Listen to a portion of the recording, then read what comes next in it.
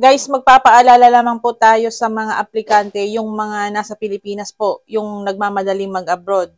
May mga natatanggap po kaming reklamo, hindi lang po isa, dalawa, 27 po sila. Nabiktima po sila ng isang illegal recruiter. Nag-aalok siya ng mga trabaho for skilled worker, papuntang Dubai. Ang trabahong inaalok po niya is cleaners, receptionist, food attendant at iba pa. Ayon po sa mga kababayan natin na nagreklamo, gusto po nila itong ma-share sa social media para magbigay paalala. Yung iba po is taga Davao, may taga Cavite. Nakilala nila itong illegal recruiter po na ito sa social media platform. Facebook po. Kadalasan naman po sa mga scammer is Facebook ang ginagamit. Minsan yung mga profile picture nila is hindi talaga sila yon. Pag once na nakabiktima sila, papalitan na nila ng pangalan. Mapapansin nyo po, yung profile nila minsan nakalock. Ang nangyari guys, nakita ng mga kababayan natin itong posted ng isang illegal recruiter. Nag-aalok siya ng trabaho papuntang Dubai. So kailangan niya daw ng 10 aplikante bound to Dubai, babae man or lalaki. 23 to 33 years old. Mga first-timer or ex-abroad, with or without experience. Kailangan daw nila ng hospital waitress, food and service attendant. Ang sahod daw is umaabot ng 39,000 pesos per month. Free accommodation, free food. Tapos ang placement fee is 20,000 pesos pero salary deduction with processing fee daw 10,000 pesos. So maraming nainggan yung mga kababayan natin doon sa post ni illegal recruiter. So nag-message sila, nag-usap sila sa Messenger. Kung nakausap nila itong tao na to, yung nag-post, yung naghahanap ng trabaho papuntang Dubai, hiningaan agad sila ng pera for processing fee daw. May nagpadala ng 10,000. Iba-iba yung hinihingi sa kanila. Hanggang umabot ng 47,000 pesos ang nakuha nila sa isang tao. Doon sa nakausap ko, ang hiningi sa kanya, 400 for PDUs, 1,300 for yellow card, and 10,000 pesos for processing fee. Nung nag-send sila ng 10,000 pesos para sa processing fee nila, lahat sila 27 na doon sa illegal recruiter. Nag-send ngayon ng kontrata kuno, itong illegal recruiter. So, nag-send siya ng kontrata dun sa mga kababayan natin. Itong kababayan naman natin, mga first-timers, so tuwang-tuwa sila.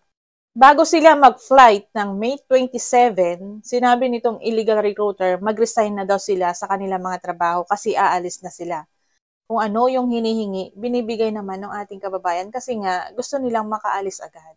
Mga first-timer kasi, nagmamadali silang umalis at malaki daw ang offer at walang kahasel sa pag-a-apply. Sinabi ng illegal recruiter na flight na nila sa May 27.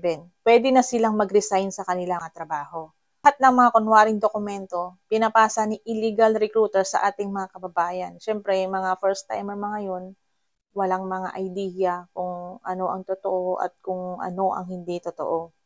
Meron siyang sinabing agency. Doon daw siya nagtatrabaho. Ang pangalan ng agency na binigay niya is Golden Care International Manpower Services. Nung chinek ko sa website ng DMW, yung agency na binigay niya sa ating mga kababayan, ang lumabas po is no available data. Ang lumabas po sa website ng DMW is the Golden Care International Employment Co. Ito po ay valid ang kanilang lisensya. Digit ang agency po na ito. Wala pong agency Golden Care International Manpower Services. Yung sinabi ng illegal recruiter is Manpower Services. Yung lumabas naman po sa DMW website is Employment Co. Ibig sabihin guys, ginagaya po nila yung The Golden Care International. Kaya nga pinapaalala ko sa inyo guys, bago po kayo mag-apply, kung hindi man kayo nag-direct sa inyong mga agency, kung halimbawa may mga recruiter kayo nakausap, sabi nila, nagtatrabaho ako sa ganito. I-search nyo muna po sa website ng DMW. Sinasabi nitong illegal recruiter na ito na mahal daw maningil ang mga agency. Kaya nag-direct na lang daw siya, nag-direct hire na lang daw siya.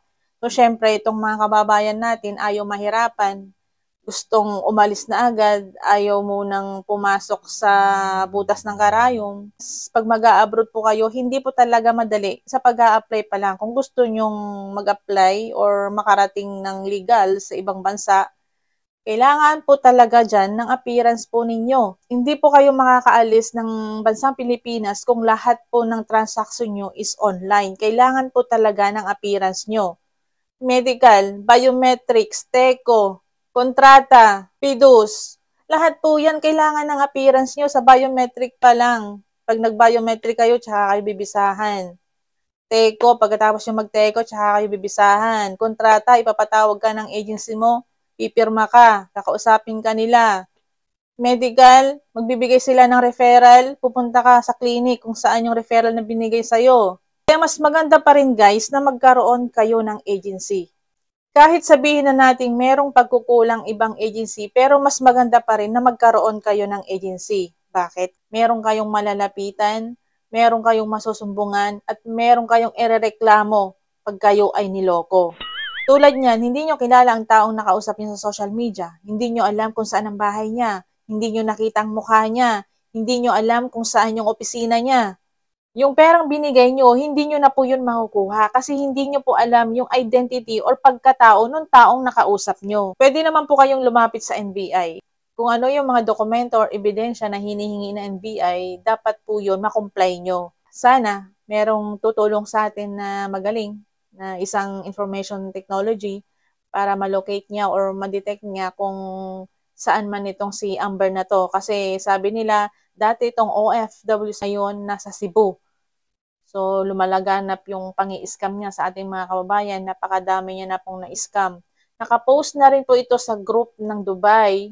Yun po ang sinasabi nila na nakapost na rin yung pagmumukha niya. Pero patuloy at patuloy pa rin po siyang nai-scam sa ating mga kababayan. So ngayon guys is maiyak-iyak po ang ating mga kababayan kasi nag-resign na sila sa kanilang mga trabaho. Habang nasa airport ang ating mga kababayan guys, napaupo na lang sila. Maiyak-iyak, uminom ng tubig. Wala na silang trabahong babalikan dahil sinabi nitong buwisit na scammer na to, buwisit na illegal recruiter na to, na magsi-resign na sila sa kanilang mga trabaho dahil aalis na nga sila papuntang Dubai. Guys, ito para sa mga aplikante, yung mga nasa Pilipinas po, yung first time pala mag-abroad. Kung napapanood nyo po ang video na ito, sana makakuha po kayo ng konting idea para hindi po kayo maloko ng mga ibang agency or mga illegal recruiter. Huwag po kayong magipag-transact sa mga taong nakakausap nyo.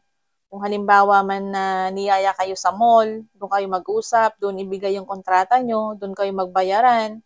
Illegal recruiter po ang mga yan. Mas maganda po, punta po kayo mismo sa inyong agency. Kasi pag may pangalan ng isang agency, machi-check mo po yan sa website ng DMW. Pag niloko ka ng agency mo, pwede mo siyang balikan. Pwede mo siyang ireklamo sa DMW at saka sa OWA. Kung pumayag kang makipag-transact sa isang tao, sa mall, or kahit saang lugar, paano mo ito may ireklamo kung hindi nagparamdam, hindi na nagpakita? Guys, gusto lamang pong i-share ng ating mga kababayan sa social media kung ano ang nangyari sa kanila. Para daw magbigay ng konting babala sa mga aplikante, sa mga first-timers, sa mga gustong mag-abroad.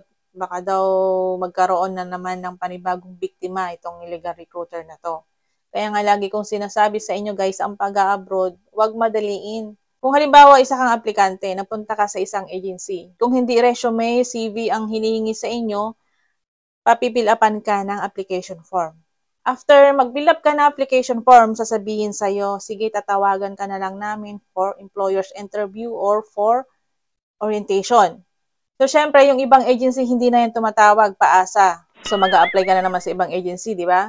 Pero swerte ka, tinawagan ka dun sa agency in-applyan mo. Sabi na, UNC, mag-report ka, pumunta ka bukas kasi may employers na darating for interview ka. Nagpunta ka ng agency mo para sa employer's interview mo. So, lahat ng mga nakapasa, pinapaiwan sa agency. Lahat ng mga hindi nakapasa, pinapauwi na. So, ngayon, naiwan ka sa agency mo, magbibigay sila ngayon ng list of requirements. So, after mo makompleto ang inyong mga requirements, ipapasa mo na yan sa iyong agency. Pag kompleto na, sasabihin niya, medical ka na.